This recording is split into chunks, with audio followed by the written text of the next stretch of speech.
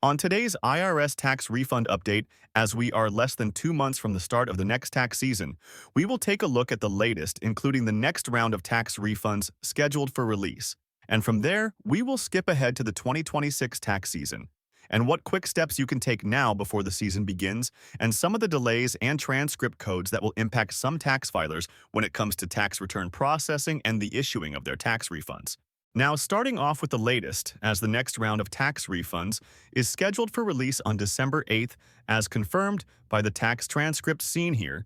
And if you are part of this latest refund batch and have chosen to receive that refund via direct deposit, you should see that refund post to the listed bank account by that refund date, and in some cases possibly before, depending on your bank.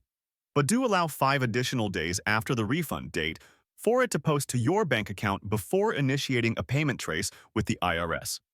Meanwhile, those who are receiving paper checks should receive it in the mail within 7 to 10 days of that refund date.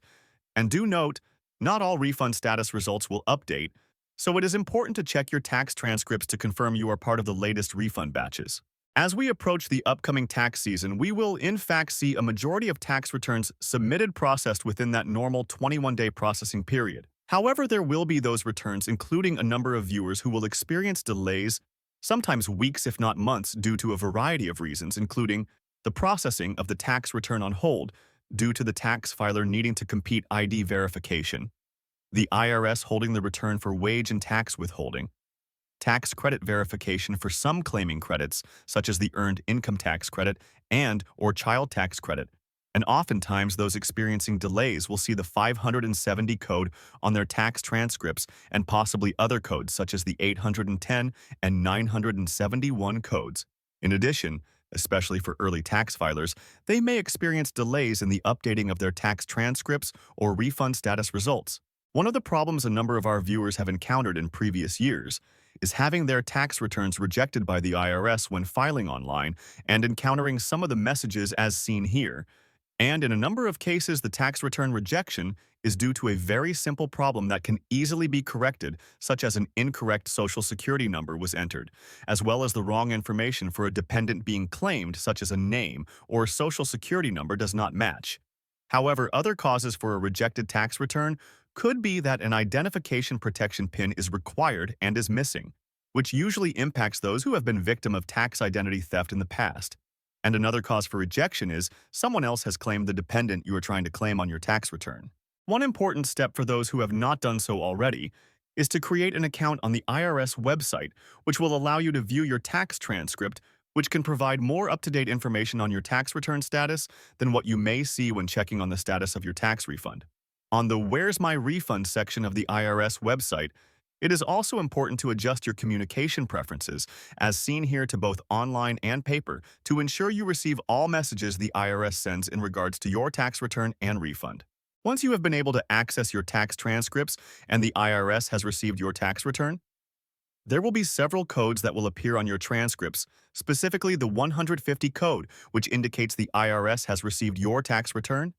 and the 806 code, which represents tax withholdings from your income, in most cases your paycheck. Meanwhile, the 971 code represents a notice that is sent out by the IRS. However, one code that could appear that impacts thousands each year is the 570 code as seen here, which indicates a hold has been placed on your tax return, and additional action is needed, which could mean the IRS needs to examine the tax return further and may in fact request specific documentation from you, such as tax forms, so processing can continue. However, there will be instances where the IRS just needs additional time to review the return, possibly due to a small error that they can in fact correct themselves. However, more problematic codes some will encounter are the 424, 420, and 810 tax transcript codes, which ultimately lead to refund delays. As a result, now the 424 code represents the IRS will be examining the tax return further due to a potential issue discovered by the IRS computer system. And if it cannot be resolved, you could see a 420 audit code. Now, often the audit will result in a simple documentation request from the IRS. Oftentimes, dependent information if an issue is discovered involving a credit being claimed, such as the Child Tax Credit or Earned Income Tax Credit. However, as it relates to self-employment taxes, it could be a request for bank statements and business records, And the 810 refund freeze code could be something as simple as the need to complete ID verification before the refund is released. Let us know in the comments section below about your ongoing tax issue. In the meantime, we will keep monitoring the situation for further developments, so make sure to click on the thumbs up and subscribe button below for future updates on this channel, and thanks for watching.